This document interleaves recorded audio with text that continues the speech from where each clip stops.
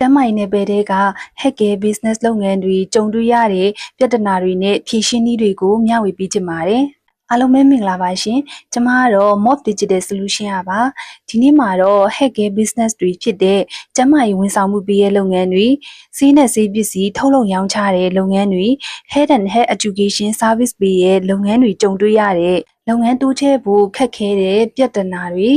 customer တွေလူနာတွေရဲ့ယုံကြည်မှုတည်ဆောက်ဖို့ခက်ခဲတဲ့ပြဿနာတွေကိုဖြေရှင်းပေးနိုင်တဲ့နည်းလမ်းကောင်းလေးတွေကိုမျှဝေပေးချင်ပါတယ်ရှင်။ကိုယ့်ရဲ့ Healthcare Business လုပ်ငန်းကိုလူနာတွေ customer တွေရဲ့ယုံကြည်မှုလည်းမပြတ်ပြားစေပဲစနစ်တကျနဲ့ professional ကြ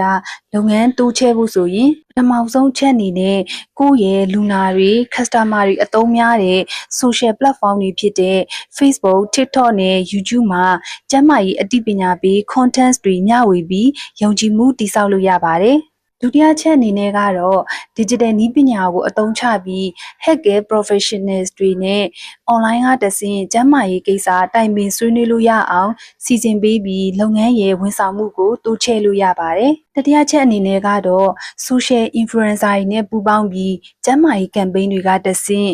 လုပ်ငန်းကိုလူသိများအောင်နဲ့ယုံကြည်မှုရအောင်တည်ဆောက်လို့ရပါတယ်။စတုတ္ထချက်အနေနဲ့ကတော့ကိုလုပ်ငန်းရဲ့ social media channels တွေအပြင် Google Map location ရှိရာနဲ့လုပ်ငန်း website ရှိရာကလည်းယုံကြည်မှုကိုပုံမတိုးတက်စေပါတယ်။အဆုံးချက်အနေနဲ့ကတော့ကိုလုပ်ငန်းအတွက်အမှန်တကယ်အသုံးဝင်တဲ့ tools တွေ software တွေကိုအသုံးပြုပြီးလုပ်ငန်းကိုစနစ်တကျတိုးချဲ့သွားလို့ရပါတယ်။ကျမတို့ Mob မှာတော့ Healthcare Business လုပ်ငန်းတွေအတွက် website တည်ဆောက်ပေးတာစပြီးလုပ်ငန်းမှတ်ပုံတင်ပေးတာနဲ့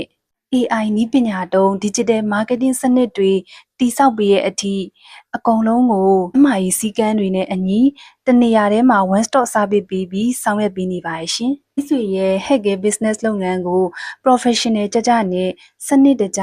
လုပ်ငန်းတိုးချဲ့ခြင်းနဲ့ဆိုရင်တော့ Mob ကိုအခုပဲ follow လုပ်ပြီး message ကနေ Healthcare Business လို့ပေးပို့ပြီးဆက်သွယ်လိုက်ပါနော်။